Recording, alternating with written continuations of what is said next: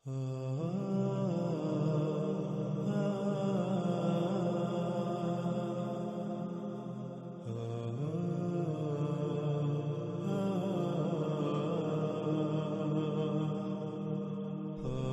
Screen پر آپ کو سورہ الاعراف کی آیت نمبر 123 نظر آ رہی ہے۔ اس آیت میں دیکھیں تو اس میں کیا ہے؟ کہا فرعون نے، تم نے اس کی دعوت کو تسلیم کر لیا اس سے پہلے کہ میں تمہیں اس کی اجازت دیتا، میں تمہیں اس کا حکم دیتا؟ نہیں ہے یہ، مگر یہ کیا ہے؟ یہ ایک منصوبہ بندی ہے جو تم نے منصوبہ بندی کی ہے مدینہ میں، مدینہ کے جو اہل ہیں ان کو مدینہ سے نکالنے کے لیے۔ پس جلد ہی تمہیں اپنے اس کیے کا علم ہو جائے گا۔ ناظرین، اس آیت میں یہ سمجھا جاتا ہے کہ فرعون نے یہ کہا کہ تم نے مدینہ میں منصوبہ بندی، یہ سارا کچھ منصوبہ بندی کے تحت کیا تاکہ جو مدینہ کے اہل ہیں یعنی کہ آل فرعون ان کو مدینہ سے نکال دیا جائے اور پیچھے مدینہ پر خود قبضہ کر لیا جائے۔ یعنی کہ آج اکثریت یہ سمجھتی ہے کہ لفظ مدینہ کا استعمال فرعون نے کیا، حالانکہ حقیقت یہ نہیں ہے، کیونکہ سب سے پہلی بات یہ کہ اب غور کریں کہ کیا فرعون کی زبان عربی تھی؟ کیا اس وقت مصر میں عربی بولی جاتی تھی؟ جب فرعون کی زبان عربی تھی ہی نہیں تو پھر فرعون لفظ مدینہ کس طرح استعمال کر سکتا ہے؟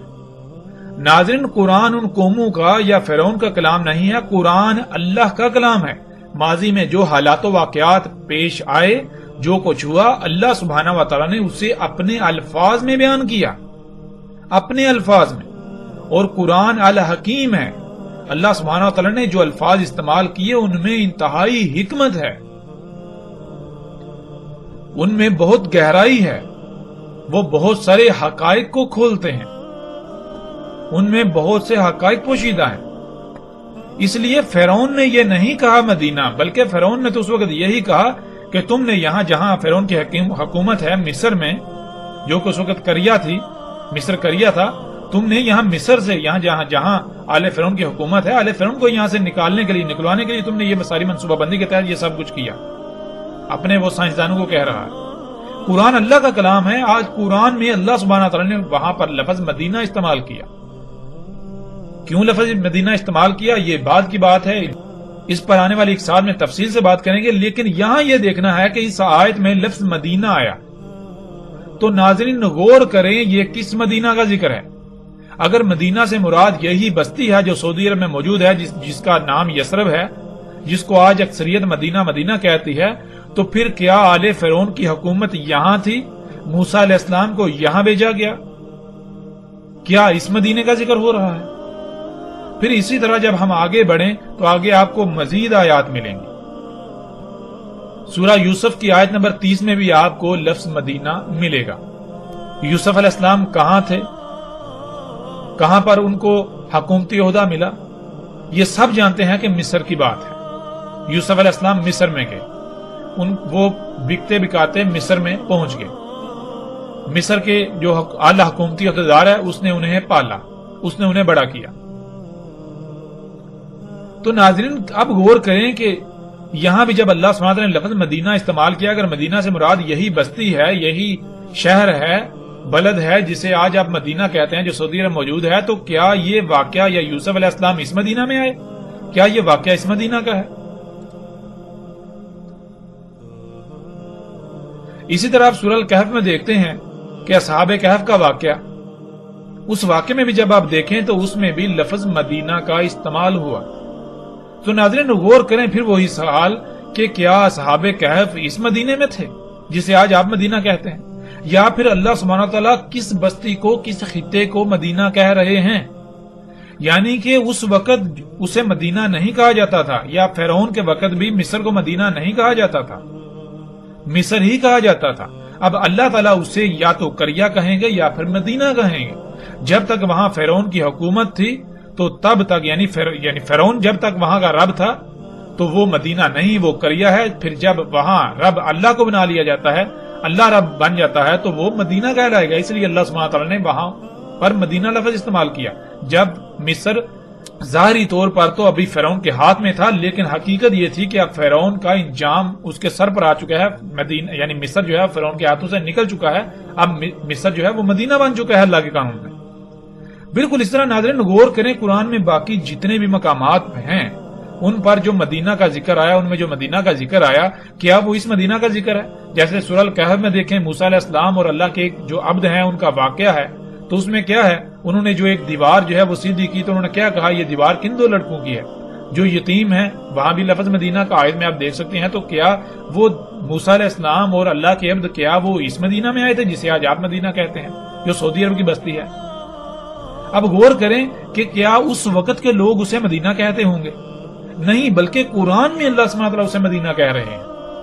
وہ بستی جو ہے وہ کسی اور نام سے جانی پہچانی جاتی تھی۔ جیسے مثال کے طور پر آج آپ مختلف نام استعمال کرتے ہیں، کابل، کراچی، لاہور، فلاں فلاں، اس طرح جو نام استعمال کرتے ہیں، کل کو جب مثال کے طور پر آپ تصور کریں کہ اگر دنیا، یعنی کہ اگر ساتھ نہ آنی ہو، دنیا آگے اور چلنی ہو، اور امت نے آنا ہو اور قوم نے آنا ہو، یہ قوم جب ہلاک ہو، یہ امت جب ختم ہو، تو آگے آنے والی قوم کو جب اللہ تعالیٰ ہدایات دیں تو اللہ تعالیٰ کیا بتائیں گے؟ کیا اللہ تعالیٰ یہ کہیں گے کابل میں ایسا ہوا تھا؟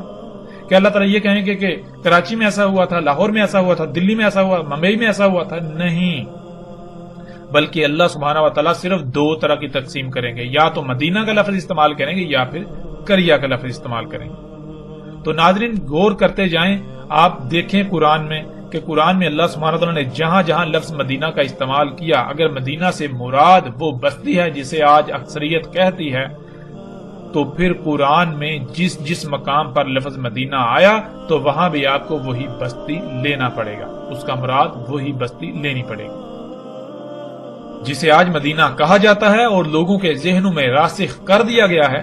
حقیقت یہ ہے کہ وہ آج ام القریہ ہے، ام القریہ میں سے ایک قریہ ہے، یعنی ایسی بستی جہاں اللہ کا دین قائم نہیں ہے، جہاں فطرت نہیں بلکہ فطرت کی ضد ہے، اللہ کی مخلوقات تبدیل شدہ ہے، تمام کی تمام تبدیل شدہ مخلوقات ہیں، اللہ کی مخلوقات نہیں ہے، جہاں دجال دندناتا پھر رہا ہے۔ اور ظاہر ہے ناظرین غور کریں، جہاں فطرت ہوگی وہاں دجال کیسے آ سکتا ہے؟ یعنی دجال تو ہے ہی فطرت کی ضد، دجال تو ہیں ہی وہ اشیاء، یعنی کہ انسان ان مخلوقات کو، ان اشیاء کو اپنے لیے فائدہ مند سمجھتا ہے، اپنے لیے مسیحا سمجھتا ہے، جو اللہ کی خلق کردہ نہیں ہے، جو اللہ کے مقابلے پر انسان نے اللہ کے ساتھ شریک بنتے ہوئے اپنے لیے خلق کی، اور انہیں اپنے لیے فائدہ مند سمجھتا ہے، اپنے لیے آسائشیں سہولتیں مسیحا سمجھتا ہے، فائدہ مند سمجھتا ہے۔ لیکن کیا حقیقت یہی ہے؟ کیا وہ حقیقتاً فائدہ مند ہے، یا یہ محض دجل ہے؟ یہ تمام کی تمام اشیاء، یہ تمام کی تمام مخلوقات دجال ہیں، دجال ہے۔ ظاہر ہے جو خطہ، جو بستی، جو علاقہ فطرت پر ہوگا تو وہاں دجال کیسے آ سکتا ہے؟ جب ہے ہی فطرت تو فطرت تو دجل نہیں ہے۔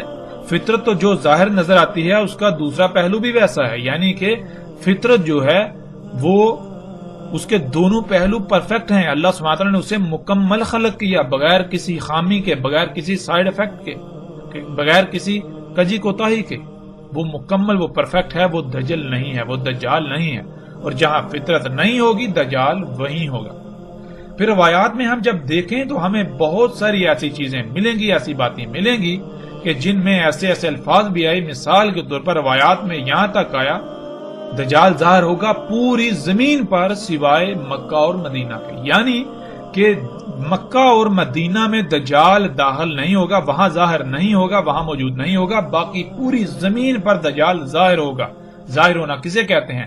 وہ شے جو بالکل کھلم کھلا نظر آ رہی ہے، سامنے موجود ہے۔ پوری زمین پر دجال موجود ہوگا، نظر آ رہا ہوگا، لیکن پہچانے گا اسے مومن ہی صرف۔ اب ناظرین غور کریں، دجال اگر ایک شخص ہے، ایک انسان ہے، ایک بشر ہے، تو کیا وہ بیک وقت پوری زمین پر ظاہر ہو سکتا ہے؟ پوری زمین پر نظر آ سکتا ہے سوائے مکہ اور مدینہ کے؟ بہرحال مکہ کیا ہے اس کے اوپر بھی اگلی ایک ساتھ میں آئندہ بات ہوگی۔ جیسے ہی ہمارا مدینہ کا موضوع مکمل ہوگا تو ہم پھر مکہ کے اوپر بھی بات کریں گے۔ تو ناظرین واپس آتے ہیں اپنے موضوع کی طرف کہ دجال جو ہے مدینہ میں داخل نہیں ہوگا، اور آج لوگوں کے ذہنوں میں یہ راسخ کر دیا گیا کہ مدینہ سے مراد وہ بستی، وہ شہر ہے جو سعودی عرب میں موجود ہے، جس کا نام یثرب ہے۔ لیکن حقیقت کیا ہے؟ حقیقت یہ نہیں ہے۔ مسلم کی روایت جو آپ کو اس وقت سکرین پر نظر آ رہی ہے اس میں دیکھیں، اس میں رسول اللہ صلی اللہ علیہ وآلہ وسلم نے مدینہ کیا ہے اس کی کس طرح سے نشاندہی کی، اس کی وضاحت کس طرح سے کر دی کہ مدینہ کسے کہتے ہیں، مدینہ ہوتا کیا ہے۔ کہا رسول اللہ صلی اللہ علیہ وآلہ وسلم نے کہ مجھے حکم ہوا ہے، مجھے امر ہوا ہے ہجرت کا ایسی قریہ کو جو کھا جائے گی تمام قریہ کو۔ کہا جاتا ہے اسے یثرب، اور حالانکہ یعنی در حقیقت وہ کیا ہے، وہ مدینہ ہے، یعنی کہ اس کا قدر میں اس کو مدینہ کر دیا گیا۔ مدینہ لوگوں کی ایسے چھانٹی کر دیتا ہے جیسے بھٹی لوہے کا خبز، گند، زنگ وغیرہ چھانٹی کر کے اس سے دور کر دیتی ہے، لوہے سے زنگ کی، گند کی نفی کر دیتی ہے۔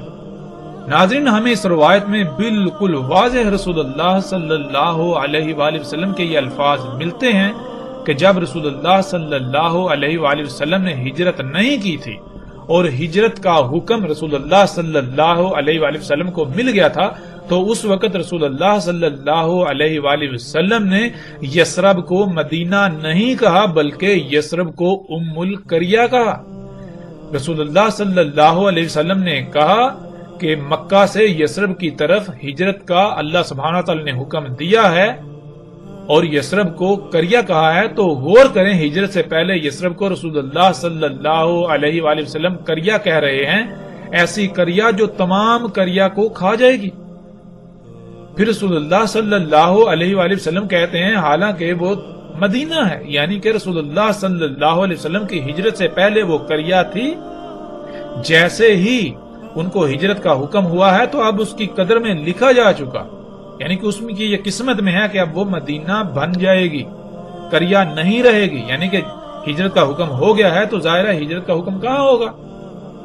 وہ قریہ تھی، ایسی بستی تھی جہاں اللہ کا دین قائم نہیں تھا، جہاں فطرت نہیں تھی، جہاں فطرت میں مداخلت کی جا رہی تھی، اور جب اللہ سبحانہ و تعالیٰ نے رسول اللہ صلی اللہ علیہ وسلم کو ہجرت کا حکم دیا تو اب وہ قریہ نہیں رہے گی بلکہ اب وہاں فطرت قائم ہو جائے گی، اب وہاں فطرت میں تبدیلیاں نہیں کی جائیں گی، مداخلت نہیں کی جائے گی، یوں وہ پھر مدینہ کہلائے گا۔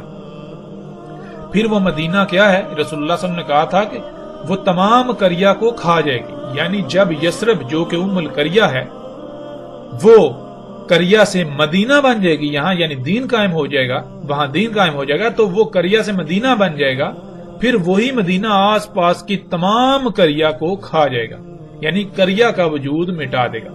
مطلب یہ کہ یا تو وہاں اللہ کا دین قائم ہو جائے گا، وہاں کے رہنے والوں کو فطرت پر قائم ہونا پڑے گا، فطرت میں مداخلت سے باز آنا پڑے گا، یا پھر انہیں صفا ہستی سے مٹا دیا جائے گا۔ یہ تھا اس قریہ کا تمام قریہ کو کھانا۔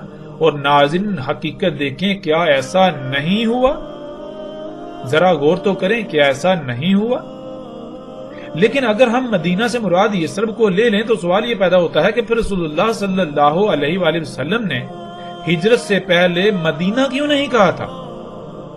یعنی رسول اللہ صلی اللہ علیہ وسلم نے ہجرت سے پہلے اسے مدینہ نہیں بلکہ قریہ کہا، اور پھر اسے یثرب، یعنی یثرب اس کا نام موجود ہے، یثرب کے نام سے وہ اس وقت جانی پہچانی جاتی تھی، آج بھی اسے یثرب کہتے ہیں، آج بھی اسے یثرب کہا جاتا ہے، لیکن مدینہ کے نام سے مشہور کر دیا گیا، نام لقب اس کا آج بھی یثرب ہے اور دوسرا لقب اس کا مدینہ بن چکا ہوا ہے۔ تو ناظرین غور کریں، اگر یہی بستی مدینہ ہے، یہی بستی مدینہ تھی تو رسول اللہ صلی اللہ علیہ وآلہ وسلم نے ہجرت سے پہلے اسے قریہ کیوں کہا، اور ہجرت کے بعد ہی وہ مدینہ کیسے بنی؟ ذرا غور تو کریں، حقیقت ہر لحاظ سے آپ کے سامنے آ جائے گی۔ پھر ناظرین اگلی روایت میں دیکھیں، اس میں رسول اللہ صلی اللہ علیہ وآلہ وسلم کہتے ہیں، رسول اللہ صلی اللہ علیہ وآلہ وسلم نے کہا، آئے گا لوگوں پر ایسا زمانہ، دعوت دے گا آدمی اپنے سسر کے بیٹے، اپنے چچا تایا کے بیٹے کو کہ آؤ خوشحالی، مال و دولت، سہولتوں آسانیوں والے خطے کی طرف، آؤ مال و دولت، سہولتوں آسائشوں عیاشیوں کے خطے کی طرف، اور مدینہ یعنی جہاں اللہ کا دین قائم ہوگا، یعنی جو خطہ جو بستی فطرت پر ہوگا، خیر ہوگا وہ خطہ ان کے لیے۔ مگر اگر وہ تھے غور و فکر کرتے، اگر وہ اس کا علم رکھتے، اور اس ذات کی قسم جس کے قبضہ قدرت میں میرا نفس ہے، نہیں نکلتا ان میں سے کوئی ایک بھی بھوک، افلاس، سختیوں وغیرہ کی وجہ سے مدینہ سے، مگر اللہ اس کی جگہ کسی اور کو بھیج دیتا ہے مدینہ میں جو خیر ہوتا ہے۔ جان لو مدینہ یعنی جہاں اللہ کا دین قائم ہوتا ہے، یعنی وہ خطہ جو فطرت پر ہوتا ہے، وہ ایسے ہے جیسے بٹی، لوہے کی بٹی جو نکال دیتی ہے خبز کو، یعنی کہ جیسے لوہے کی بٹی ہوتی ہے، جب لوہا بٹی میں ڈالا جاتا ہے تو بٹی لوہے کو پگھلا کر اس کے اندر جتنا بھی زنگ اور خبث ہوتا ہے وہ نکال کر لوہے کو خالص بنا دیتی ہے، بالکل اسی طرح مدینے کی مثال ہے۔ مدینہ ایسی جگہ ہوتی ہے، ایسا خطہ ہوتا ہے کہ جو اس کی سختیاں جو ہیں وہ اپنے اندر سے رائی برابر بھی جس کے اندر نفاق ہوتا ہے اسے نکال دیتی ہیں۔ مدینے کے اندر صرف خالص مومن ہی رہ سکتے ہیں۔ مدینہ اپنے اندر سے تمام کا تمام خبث گند نکال دیتا ہے، نفاق شرک نکال دیتا ہے، کفر نکال دیتا ہے۔ وہ مشرک ہوتے ہیں، جو منافق ہوتے ہیں، وہ مدینہ میں رہ سکتے ہی نہیں، وہ ان ساتھیوں کا سامنا کر ہی نہیں سکتے۔ پھر رسول اللہ صلی اللہ علیہ وآلہ وسلم نے کہا نہیں قائم ہوگی ساتھ یہاں تک کہ نکال دے گا مدینہ، یعنی جہاں اللہ کا دین قائم ہو، یعنی وہ خطہ جو فطرت پر ہے، وہاں کی سختیاں نکال دیں گی وہاں کے شر والوں کو، جیسے خباثت نکالنے والی بٹی نکال دیتی ہے لوہے کی خباثت، یعنی جیسے بٹی لوہے کو پگھلا کر خالص بنا دیتی ہے، اس میں سے جتنا بھی گند ہوتا ہے وہ نکال دیتی ہے، بالکل اسی طرح جہاں فطرت ہوتی ہے، جو خطہ فطرت پر ہوتا ہے، جہاں دین قائم ہوتا ہے، وہاں ایسی سختیاں، آزمائشیں، بھوک، افلاس وغیرہ آتی ہے کہ وہاں صرف اور صرف مومن ہی یعنی فطرت پر انحصار کرنے والے ہی ٹھہر سکتے ہیں۔ جن کے دل میں یا جس کے دل میں رائی برابر بھی نفاق و شر ہو وہ وہاں نہیں ٹھہر سکتا۔ اس طرح مدینہ اپنے گند کو نکال دیتا ہے۔ تو ناظرین غور کریں، جسے آج تک آپ مدینہ کہتے آئے اور مدینہ سمجھتے ہیں، مدینہ سمجھ رہے ہیں، کیا اس میں یہ خصوصیات ہیں؟ کیا اس میں یہ صلاحیتیں ہیں؟ کیا اس میں یہ صفات ہیں؟ کیا اس میں ایسی سختیاں ہیں؟ کیا وہاں بھوک کا، سختیوں کا، آزمائشوں کا سامنا کرنا پڑتا ہے؟ ناظرین ذرا غور تو کریں، وہاں تو طرح طرح کی آسائشیں ہیں، سہولتیں ہیں، بلند و بانگ عمارتیں ہیں، ایک سے بڑھ کر ایک سہولیات ہیں، آسائشیں ہیں۔ وہاں تو دجال کا ہمار دن دناتا پھر رہا ہے، وہاں تو دجال دن دنا رہا ہے، تو وہ کیسے مدینہ ہو سکتا ہے؟ ناظرین ذرا غور تو کریں۔ اس کے برعکس غور کریں، جب دجال آیا، یہ جب آسائشیں، سہولتیں سامنے آئیں، جن کو یہ لوگ جو ہے دجال کو، ان مخلوقات، ان اشیاء کو، یہ انسان کے اپنے ہاتھوں سے خلق کی ہوئی اشیاء کو سہولتوں، آسائشوں کا نام دیتے ہیں، جب اس طرح کے یہ جدید معاشرے وجود میں آئے تو کیسے لوگوں نے ان مقامات کو چھوڑ کر ان مقامات کی طرف ہجرت کی؟ کیسے کی؟ غور تو کریں۔ کیا پوری دنیا سے لوگوں نے ہجرت نہیں کی؟ لوگ یورپ، امریکہ، کینیڈا کی طرف بھاگتے چلے گئے، پھر لوگ جو ہے وہ جو فطرت کے اوپر ہیں، فطرتی مقامات پر تھے جہاں یہ سہولتیں، یہ آسائشیں نہیں ہیں، وہاں سے شہروں کی طرف رخ کیا۔ دنیا میں لوگوں کی ایک بڑی تعداد جو ہے وہ گاؤں میں رہنے کے بجائے شہروں میں رہنے کو ترجیح دیتی ہے۔ کیوں؟ کیونکہ شہروں میں سہولتیں ہیں، آسائشیں ہیں، آسانیاں ہیں، طرح طرح کی موجیں ہیں، عیاشیاں ہیں۔ تو ناظرین غور کریں، آپ اپنی آنکھوں سے یہ سب کچھ ہوتا ہوا نہیں دیکھ رہے، نہیں دیکھا آپ نے؟ ذرا غور تو کریں۔ پھر اسی طرح ناظرین آگے بڑھتے ہیں اور غور کرتے ہیں، مزید روایت ہے، آپ سکرین پر روایت کو دیکھ رہے ہیں۔ رسول اللہ صلی اللہ علیہ وآلہ وسلم نے کہا شام فتح ہوگا، پس نکل جائیں گے مدینہ سے برے لوگ، بری قوم اپنے اہل و عیال کے ساتھ سواریوں کو چلاتے ہوئے۔ پھر یمن فتح ہوگا، پس نکل جائے گی قوم یعنی مدینہ کے برے لوگ مدینہ سے اپنے اہل و عیال کے ساتھ سواریوں کو چلاتے ہوئے۔ پھر عراق فتح ہوگا، پس نکل جائیں گے برے لوگ، بری قوم مدینے سے اپنے اہل و عیال کے ساتھ سواریوں کو چلاتے ہوئے، اور مدینہ خیر تھا ان کے لیے، اگر وہ غور و فکر کرتے تو انہیں اس بات کا علم ہوتا۔ اب ناظرین غور کریں، سوال یہ پیدا ہوتا ہے کہ رسول اللہ صلی اللہ علیہ وآلہ وسلم یہ کہہ رہے ہیں کہ شام فتح ہوگا تو لوگ جو برے لوگ ہیں وہ مدینہ سے نکل جائیں گے اپنے اہل و عیال کے ساتھ۔ پھر یمن فتح ہوگا تو لوگ مدینے سے نکلیں گے، برے لوگ اپنے اہل و عیال کے ساتھ۔ پھر عراق فتح ہوگا تو لوگ مدینے سے نکلیں گے، برے اپنے اہل و عیال کے ساتھ۔ ناظرین غور تو کریں، کیا ایسا ممکن ہے یعنی کہ اگر مدینے سے مراد یہی بستی ہے جسے آج مدینہ کہا جاتا ہے سعودی عرب کا جو یثرب ہے، تو ناظرین تصور کریں فتح شام ہو رہا ہے تو لوگ اس مدینے سے کیوں نکلیں گے؟ پھر فتح جو ہے وہ یمن ہو رہا ہے تو لوگ اس مدینے سے کیوں نکلیں گے؟ فتح عراق ہو رہا ہے تو لوگ اس مدینے سے کیوں نکلیں گے؟ ناظرین ذرا غور کریں، کیا اس بات کا جواب کسی کے پاس ہے؟ یعنی کہ زلزلہ امریکہ میں آ رہا ہے اور نقصان پاکستان میں ہو رہا ہے، جنگ شام میں ہو رہی ہے اور لوگ پاکستان میں مر رہے ہیں۔ ناظرین کیا ایسا ممکن ہے؟ زلزلہ آسٹریلیا میں آئے، دنیا کے ایک کونے میں آئے، اور زلزلے سے نقصان کہاں ہو رہا ہے؟ جی پاکستان میں ہو رہا ہے۔ کیا ایسا ممکن ہے؟ ناظرین غور تو کریں، اس کا جواب بالکل واضح ہے۔ جیسے رسول اللہ صلی اللہ علیہ وآلہ وسلم نے کہا تھا، ہجرت سے پہلے یثرب کو کریا کہا، ہجرت کے بعد وہ مدینہ بن گئی۔ بالکل اسی طرح شام فتح ہوگا تو ناظرین شام فتح کن کے ہاتھوں ہوگا؟ غور تو کریں، کن کے ہاتھوں شام کے فتح ہونے کی بشارت رسول اللہ صلی اللہ علیہ وسلم نے دی تھی؟ رسول اللہ صلی اللہ علیہ وسلم نے تو مومنوں کو کہا تھا کہ تم جو ہے وہ شام پر چڑھائی کرو گے تو اسے فتح کر دو گے، یعنی کہ شام فتح سے پہلے، مومنوں کے ہاتھ آنے سے پہلے کریا ہوگی۔ شام پہلے کریا تھا، رسول اللہ صلی اللہ علیہ وآلہ وسلم کی موجودگی میں شام کریا تھا، یمن کریا تھا، عراق کریا تھا۔ تو جب مومن اسے فتح کریں گے تو وہاں فطرت قائم ہوگی، یعنی وہ پھر کریا نہیں رہے گا، شام مدینہ بن جائے گا۔ جب شام مدینہ بنے گا تو مدینے میں یعنی پہ فطرت کے اوپر قائم ہونا آسان تو نہیں ہے۔ جو لوگ خواہشات کی اتباع کرتے ہیں پھر ان کی خواہشات کیسے پوری ہوں گی؟ وہ کیسے سختیوں کا سامنا کرنا پڑیں گے؟ ظاہر ہے پھر تو وہ ان علاقوں کی طرف ہجرت کریں گے جہاں ان کی خواہشات پوری ہوں، جہاں وہ ان کو آسائشیں مل سکیں، ان کو سہولتیں مل سکیں، جہاں وہ اپنی خواہشات کے مطابق زندگی گزار سکیں۔ اسی طرح یمن فتح ہونے سے پہلے کریا ہے، ایک خطہ ہے جسے لوگ یمن کے نام سے جانتے ہیں، اس کا لقب، اس کا نام یمن ہے، لیکن اس کا اسم کریا ہے۔ جب مومنوں کے ہاتھ میں آئے گا تو وہاں فطرت قائم ہو جائے گی، یعنی فطرت میں چھیڑ چھاڑ روک دی جائے گی، تو وہ مدینہ کہلائے گا، مدینہ بن جائے گا۔ جب یمن مدینہ بنے گا تو ظاہر ہے پھر مدینے میں برے لوگ کیسے رہ سکتے ہیں؟ جن کے اندر رائے برابر بھی نفاق ہو وہ کیسے رہ سکتے ہیں مدینے میں؟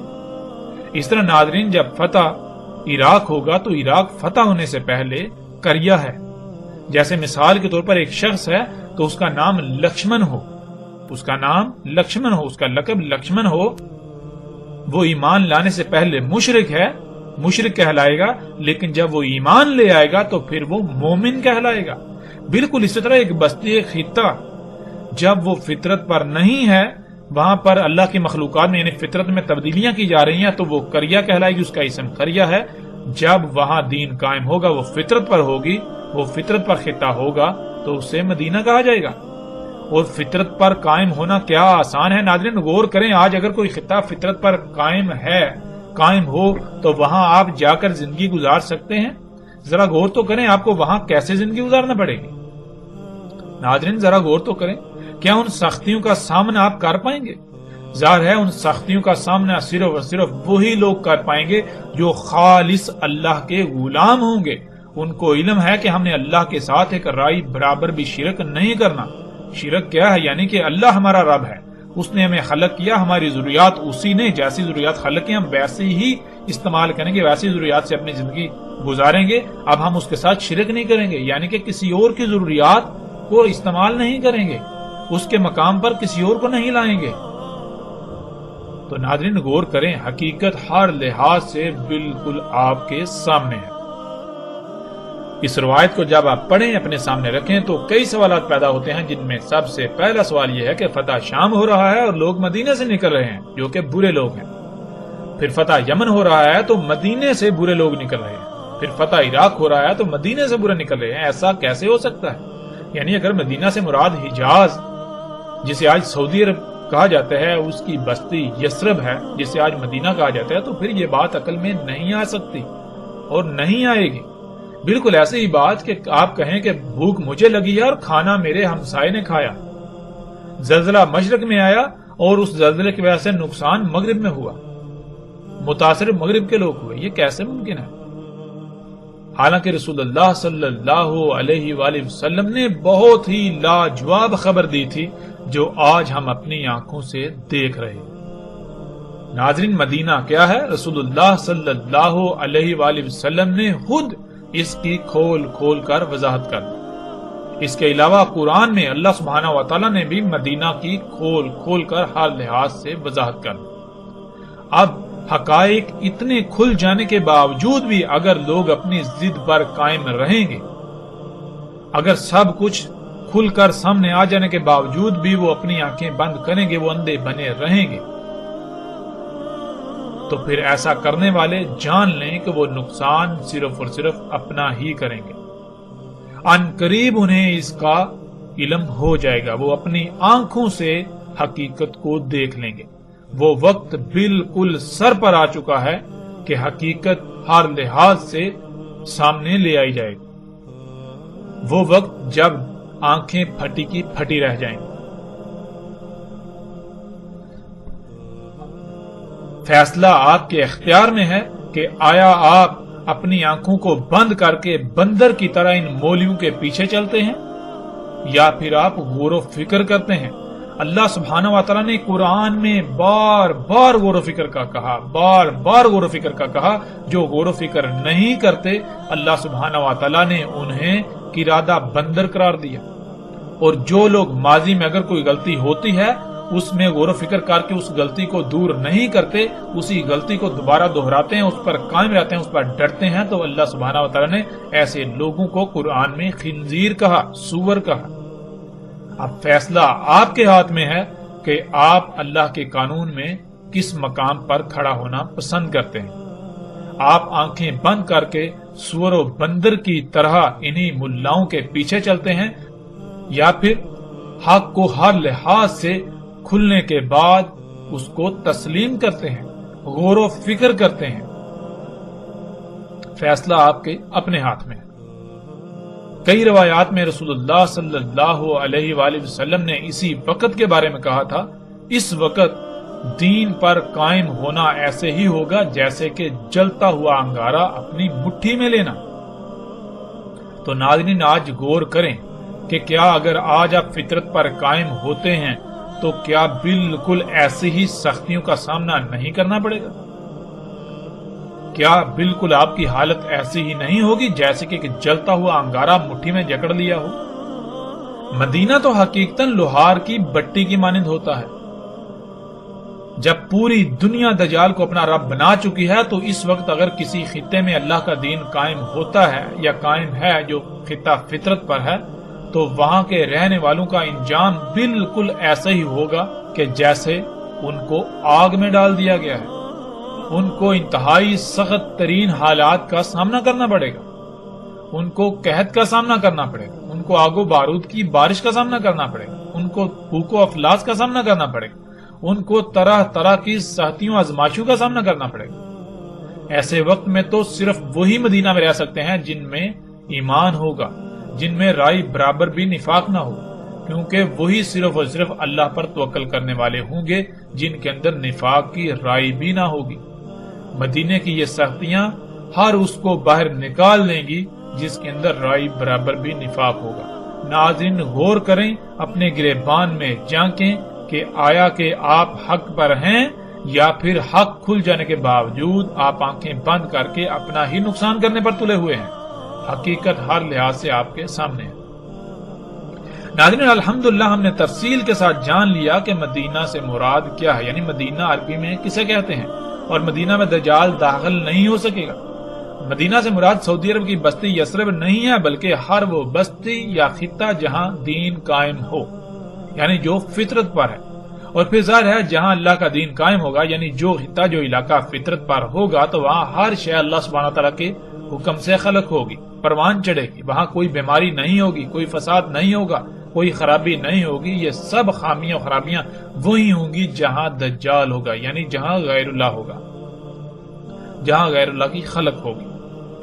ناظرین، حق اس قدر کھل جانے کے باوجود بھی اگر یہ تسلیم کر لیا جائے کہ مدینہ سے مراد یثرب ہی ہے، سعودی عرب کی بستی جسے آج مدینہ کہا جاتا ہے، کہ وہاں دجال داخل نہیں ہو سکے گا، تو پھر سوال یہ پیدا ہوتا ہے کہ مسند احمد اور مستدرک الحاکم میں روایت موجود ہے جس میں رسول اللہ صلی اللہ علیہ وآلہ وسلم نے کہا تھا کہ دجال احد پہاڑ پر چڑھے گا، دجال احد پہاڑ پر چڑھے گا اور اپنے اصحاب سے کہے گا کہ یہ سفید محل دیکھ رہے ہو، یہ احمد کی مسجد ہے، اور اس کے بعد دجال مدینہ کی طرف آئے گا، لیکن مدینہ کے ابواب پر ملائکہ کا پہرا پائے گا۔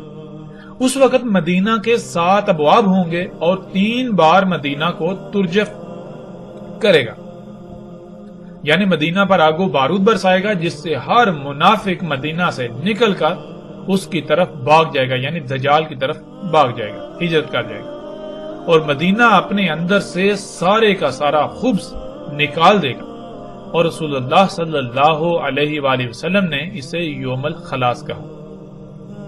اب ناظرین غور کریں، اگر مدینہ یہی بستی ہے جسے یہ کہتے ہیں وہاں دجال داخل نہیں ہو سکے گا،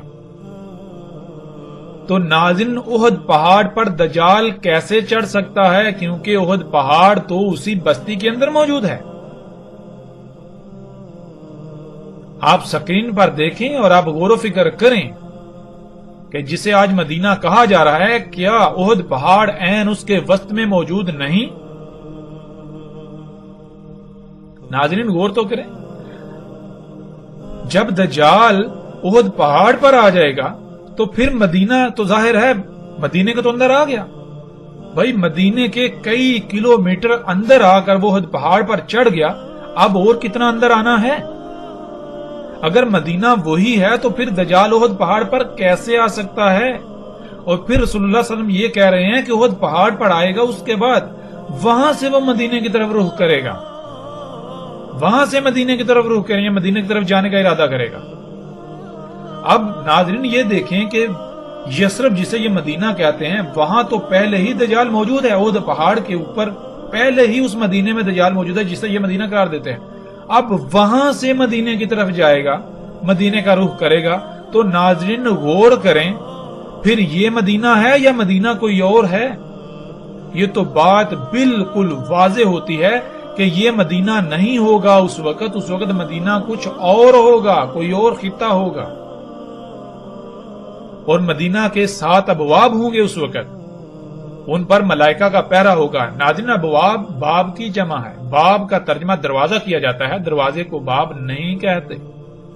باب عربی میں کسے کہتے ہیں اس کا ذکر بھی ہم پیچھے کئی مقامات پر کر چکے ہیں۔ باب کسی مادی دروازے کو نہیں کہتے، بلکہ باب کہتے ہیں داخل ہونے یا نکلنے کے مقام کو۔ قرآن میں اللہ سبحانہ وتعالی نے کئی مقامات پر لفظ اولی الالباب کہا، جو باب کو اپنا ولی بناتے ہیں، اپنے مشن میں اپنا معاونتکار بناتے ہیں، ان کے لیے ہدایت ہے، وہ حق کو سمجھ سکتے ہیں۔ تو کیا ناظرین لوگوں کے دماغوں میں سارے میں دروازے ہوتے ہیں؟ اس طرح کے دروازے مادی دروازے ہوتے ہیں؟ نہیں۔ جیسے اگر کسی کے ذہن میں کوئی بات ڈالنی چاہیں اور وہ انسان اس بات کو تسلیم نہ کر رہا ہو، یعنی اسے اپنے دماغ میں داخل نہ ہونے دے رہا ہو، تو اس کی کسی کمزوری کو سامنے رکھ کر اس کمزوری کا فائدہ اٹھاتے ہوئے یا کسی دلیل کی بنیاد پر اس بات کو اس انسان کے دماغ میں داخل کر دی جائے، داخل کرنا، تو وہ کمزوری یا وہ دلیل باب کہلائے گی۔ دجال یعنی یہ ٹیکنالوجی، یہ ایجادات مدینہ جہاں دین قائم ہے، جو فطرت ہے، وہاں داخل ہونے کی کوشش کرے گا تو 7 ویک پوائنٹ ہوں گے، یعنی 7 رستے ہوں گے، 7 باب ہوں گے، یعنی کہ ٹیکنالوجی کے وہاں داخل ہونے کے 7 رستے ہوں گے، 7 ایسے پوائنٹس ہوں گے، 7 ایسی کمزوریاں ہوں گی، یعنی کہ مدینے کے 7 ویک پوائنٹس ہوں گے جن کا فائدہ اٹھاتے ہوئے یہ مخلوقات وہاں داخل ہوں گی، داخل ہونے کی کوشش کریں گی۔ ایسا ہرگز نہیں ہے کہ وہ 7 فزیکلی دروازے مادی دروازے، نہیں، بالکل نہیں۔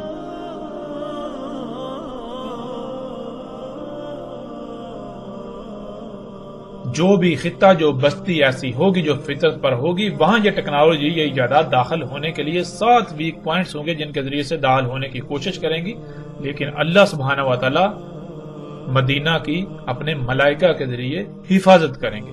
یعنی کہ اس ٹیکنالوجی کی ایجادات کو وہاں داخل نہیں ہونے دیں گے. اگر داخل ہوگی بھی تو صرف اسی حد تک کہ وہ جو 7 ویک پوائنٹس ہے ان کی حد تک انتہائی تھوڑی، جو کہ بعض روایات میں یہ بات ملتی ہے کہ دجال جو ہے وہ مدینہ میں داخل ہونے کی کوشش کرے گا تو اس کی یعنی کہ کچھ چیزیں دجال کی جو ہے وہ داخل ہو پائیں گی. کچھ چیزیں جن میں کھادوں کا ذکر ہے، جن میں جنیاتی بیجوں کا یا اس طرح کی یعنی اس طرح کی کچھ چیزوں کا ذکر ہے کہ یہ چیزیں مدینہ کی حدود میں داخل ہو پائیں گی. اب ناظرین سوال تو یہ پیدا ہوتا ہے کہ اگر مدینہ یہی ہے جس کا نام یثرب ہے تو پھر دجال احد پہاڑ پر کیسے چڑھ گیا؟ حالانکہ احد پہاڑ تو یثرب کے اندر موجود ہے. حجاز کی بستی جس کا نام یثرب ہے اور مدینہ کے نام سے مشہور ہے، اس کا رقبہ 227.4 مربع میل ہے. احد پہاڑ یثرب کے عین وسط میں موجود ہے. احد پہاڑ مسجد نبوی سے صرف 3.52 کلومیٹر کی دوری پر ہے.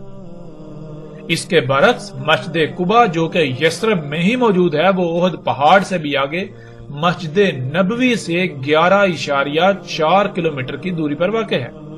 یعنی احد پہاڑ تو یثرب کے درمیان واقع ہے، یثرب کے وسط میں موجود ہے.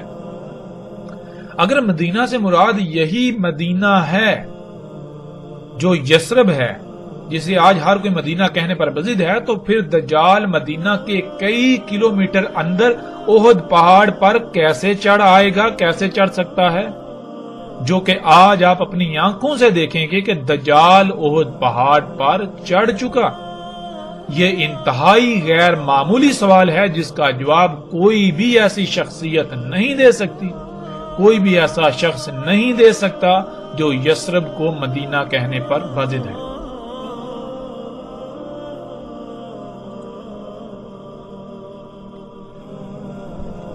ناظرین جیسے جیسے ہم آگے بڑھیں گے تو آگے ایسی روایات بھی آئیں گی جن میں رسول اللہ صلی اللہ علیہ وآلہ وسلم کے یہ الفاظ ملیں گے کہ رسول اللہ صلی اللہ علیہ وآلہ وسلم نے اس وقت کے بارے میں کہا تھا کہ اس وقت الحجاز سے نکل جانا. تم کیا کرنا؟ حجاز سے ہجرت کر جانا، وہاں سے نکل جانا، وہاں نہ رہنا، وہاں سے اپنے اہل و عیال کو لے کر نکل جانا.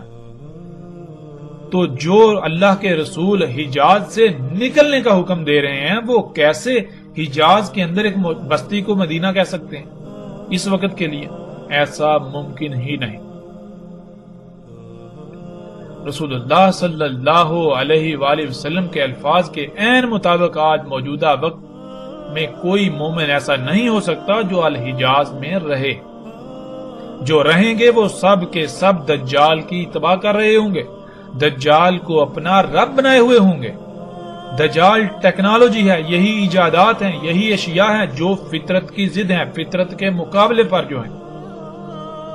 موجودہ دور کی تمام ایجادات دجال آج احد پہاڑ پر موجود ہے جسے آج آپ اپنی آنکھوں سے دیکھ سکتے ہیں. احد پہاڑ پر بڑے بڑے ٹاورز لگے ہوئے آپ دیکھ سکتے ہیں. جب یہ ٹاورز یعنی دجال احد پہاڑ پر آیا تو حیران کن طور پر اس وقت محمد رسول اللہ صلی اللہ علیہ وآلہ وسلم کی مسجد کو سفید محل کی شکل میں تعمیر کر دیا گیا، سفید محل کی شکل میں ڈال دیا گیا. جب تک دجال یعنی یہ ٹیکنالوجی احد پہاڑ پر نہیں آئی تھی تب تک مسجد نبوی سفید محل کی طرح نظر نہیں آتی تھی. اور دجال کے اصحاب جو کہ ٹیکنالوجی کو اپنا رب بنائے ہوئے ہیں آج احد پہاڑ پر چڑھتے ہیں تو بالکل سامنے یعنی کہ احد پہاڑ کے اوپر دجال بھی موجود ہے اور اس کو رب بنانے والے جو اس کے اصحاب ہیں وہ بھی موجود ہیں. تو بالکل سامنے مسجد نبوی سفید محل کی طرح دیکھتے ہیں، ان کو سفید محل کی طرح مسجد نبوی نظر آ رہی ہوتی ہے. اے اللہ کے رسول محمد صلی اللہ علیہ وآلہ وسلم، آپ نے سچ کہا تھا، آپ نے سچ کہا تھا. اے اللہ کے رسول محمد رسول اللہ صلی اللہ علیہ وآلہ وسلم، آپ نے ایک ایک لفظ سچ کہا تھا اور میں آپ کی ایک ایک بات کی تصدیق کر رہا ہوں. میں نے آپ کی ایک ایک بات کی تصدیق کر دی. اب اگر کوئی تسلیم کرتا ہے تو تسلیم کرے، اگر کوئی تسلیم نہیں کرتا تو تسلیم نہ کرے۔ ان قریب اللہ سبحانہ و تعالیٰ اپنا فیصلہ سنانے ہی والے ہیں۔ ناظرین، آپ سکرین پر نظر آنے والی تصاویر میں دیکھ سکتے ہیں کہ دجال کے اصحاب، دجال کے ساتھی، یعنی جن لوگوں نے دجال کو اپنا رب بنایا ہوا ہے، جو اپنی ضروریات کو پورا کرنے کے لیے انہی مصنوعی اشیاء پر توکل کرتے ہیں، انہی پر انحصار کرتے ہیں، انہی سے اپنی ضروریات پوری کرتے ہیں، وہ جب احد پہاڑ پر چڑھتے ہیں تو وہ سامنے مسجد نبوی کو بالکل سفید محل کی طرح دیکھتے ہیں۔ آج مسجد نبوی احد پہاڑ سے بالکل سفید محل کی طرح نظر آتی ہے۔ سیٹلائٹ سے لی گئی تصاویر بھی آپ کے سامنے ہیں۔ آپ گوگل ارتھ سے سیٹلائٹ سے لی گئی تصویر کو بھی خود اپنی آنکھوں سے دیکھ سکتے ہیں اور احد پہاڑ پر کھڑے ہو کر بھی اپنی آنکھوں سے یہ مشاہدہ کر سکتے ہیں۔ یثرب میں آج ہر طرف ٹیکنالوجی یعنی دجال دندناتا نظر آتا ہے۔ آج یثرب مدینہ نہیں بلکہ کریا ہے، اور کریا نہیں بلکہ ام القریہ ہے۔ جو کریا ہے ان کی ماں ہے یہ۔ جیسے رسول اللہ صلی اللہ علیہ وآلہ وسلم نے کہا تھا کہ دین اجنبی تھا اور عنقریب دوبارہ اجنبی ہو جائے گا، تو جب دین اجنبی تھا رسول اللہ صلی اللہ علیہ وآلہ وسلم کی بعثت سے پہلے، جب دین اجنبی تھا تو اس وقت یثرب کریا تھی، تو پھر جب دوبارہ دین اجنبی ہو جائے گا تو کیا یثرب مدینہ رہے گا یا پھر کریا بن جائے گا؟ ناظرین، جس زاویے سے، جس پہلو سے بھی آپ غور کریں، حقیقت آپ کے بالکل سامنے ہے۔ جب دین دوبارہ اپنی اسی حالت میں لوٹ جائے گا تو پھر یثرب کیسے مدینہ رہ سکتا ہے؟ پھر یثرب کس طرح مدینہ ہو سکتا ہے؟ ذرا غور تو کریں۔ ناظرین، حقائق ہر لحاظ سے آپ کے سامنے ہیں۔ اس کے علاوہ بھی بہت سے دلائل ہیں، لیکن اگر ہم ان پر بات کریں گے تو ہمارا موضوع مزید لمبا ہو جائے گا۔ اب تک جو حقائق ہم سامنے لا چکے ہیں، ہم یہ بات ہر لحاظ سے ثابت کر چکے ہیں کہ سعودی عرب کی بستی، سعودی عرب کا شہر مدینہ نہیں ہے، اور دنیا کی کوئی طاقت ہماری اس بات کا رد نہیں کر سکتی۔ دنیا کا کوئی شخص اس کا رد نہیں کر سکتا۔ دنیا کا کوئی شخص، دنیا کا کوئی ایک بھی شخص، دنیا کی کوئی طاقت اس یثرب کو مدینہ ثابت نہیں کر سکتی۔ اللہ کے فضل سے جن لوگوں نے آج تک گمراہ کیا، ان کی حقیقت آپ کے بالکل سامنے آ چکی۔ جیسے جیسے ہم آگے بڑھیں گے تو اللہ کے فضل سے مزید ایسے ایسے حقائق آپ کے سامنے آئیں گے کہ آپ دنگ رہ جائیں گے، آپ چونک جائیں گے کہ ان حقائق کو آپ سے کیوں چھپایا گیا۔ بہرحال اس میں صرف اس طبقے کا ہی قصور نہیں، اس میں آپ کا بھی قصور ہے کہ آپ بندروں کی طرح ان لوگوں کے پیچھے پیچھے اس طرح چلتے ہیں کہ جیسے بندر کسی کی نقل کرتا ہے، خود سے غور و فکر نہیں کرتا۔ آپ بھی خود سے غور و فکر نہیں کرتے۔ آپ اپنی آنکھیں بند کر کے ان لوگوں پر اس طرح اعتماد کر رہے ہیں کہ جیسے کہ یہ اللہ کے بھیجے ہوئے ہیں، یہ اللہ کے رسول ہیں۔ جب یہ اللہ کے رسول نہیں ہیں تو آپ کیوں ان لوگوں پر اعتماد کر رہے ہیں آنکھیں بند کر؟ آپ خود سے غور و فکر کیوں نہیں کرتے؟ قرآن میں اللہ سبحانہ وتعالی نے بار بار بار بار اس کے اوپر زور دیا کہ غور و فکر کرو، غور و فکر کرو، غور و فکر کرو، اندھوں کی طرح اپنے آباء و اجداد کے پیچھے نہ چلو، ان لوگوں کے پیچھے نہ چلو۔ تو ناظرین، پھر قصور کس کا؟ قصور اس طبقے سے بڑھ کر تو پھر آپ کا اپنا بن جاتا ہے۔ ذرا غور تو کریں۔ ہاں، یہ باتیں آپ کو کڑوی لگیں گی، ان باتوں سے آپ کو تکلیف ہوگی، لیکن یہ جان لیں وقتی طور پر تکلیف ہونے سے حقیقت بدل نہیں جائے گی، حق بدل نہیں جائے گا۔ تکلیف ہونے سے یا برا محسوس کرنے سے حق بدل نہیں جائے گا۔ بعد میں آپ کو سوائے پچھتاوے کے کچھ نہیں ملے گا۔ بعد میں آپ کہیں گے کاش اس وقت جب حق واضح ہوا تھا تو اس کو تسلیم کر لیتے، کاش اس وقت حق کو مان لیتے، اندھوں کی طرح ان لوگوں کے پیچھے نہ چلتے۔ بعد میں ناظرین سوائے کاش کے کچھ نہیں رہے گا۔ غور کریں، پچھلی ایک ساتھ میں پچھلی اقوام کے اوپر کھول کھول کر بات ہو چکی کہ ان اقوام نے کیا کیا تھا اور ان اقوام کے ساتھ کیا ہوا۔ آج ان کا آپ کو نام و نشان تک نہیں ملتا، اور آخرت میں ان کے ساتھ کیا ہونا ہے، کیا ہوگا، اس کی بھی وضاحت اللہ سبحانہ وتعالی نے قرآن میں کر دی۔ ناظرین، کہیں ایسا نہ ہو کہ آپ حق ہر لحاظ سے کھل کر واضح ہو جانے کے باوجود بھی اپنی خواہشات کی ہی اتباع میں اپنے آپ کو نشان عبرت بنوا بیٹھیں، دنیا اور آخرت میں انتہائی ہلاکت خیز سودا کر بیٹھیں۔ فیصلہ آپ کے ہاتھ میں ہے، حق ہر لحاظ سے کھل کر آپ کے سامنے آ چکا، اب آپ چاہیں تو اسے تسلیم کریں اور چاہیں تو اس سے انکار کر دیں۔ ہمارا اس سے کوئی نقصان نہیں ہوگا۔ ہمارا مقصد نہ کوئی فرقہ بنانا ہے، ہمارا مقصد نہ کوئی گروہ بنانا ہے، ہمارا مقصد کچھ بھی ایسا نہیں ہے کہ جس سے ہمارا اپنا کوئی مفاد وابستہ ہو۔ ہمارا مقصد ہے تو صرف اور صرف یہ ہے کہ اللہ سبحانہ و تعالیٰ نے ہمارے اوپر یہ ذمہ داری عائد کی کہ ہم اس حق کو پہنچا دیں، اس دعوت کو پہنچا دیں، تو ہمارے ذمے صرف اور صرف اس پیغام کو، اس دعوت کو، اس حق کو پہنچا دینا ہے۔ اگر کوئی مانتا ہے تو وہ ہم پر احسان نہیں کرے گا، اور اگر کوئی نہیں مانتا تو وہ ہمارا نقصان بھی نہیں کرے گا۔ یہ بات ذہن میں رکھیں۔ باقی جن کو الزامات لگانے ہیں وہ جتنے جی چاہے دن رات کھل کر الزامات لگائیں۔ وقتی طور پر اس وقت تو وہ یہ سمجھیں گے کہ ہم بہت بڑا کارنامہ انجام دے رہے ہیں، ہمیں فتح حاصل ہو رہی ہے، ہم بہت بڑے مارکے انجام دے رہے ہیں، لیکن جب وقت اپنا فیصلہ سنائے گا تو پھر سوائے حسرت کے کچھ نہیں رہے گا، پھر سوائے پچھتاوے کے، پشیمانی کے کچھ ہاتھ نہیں آئے گا۔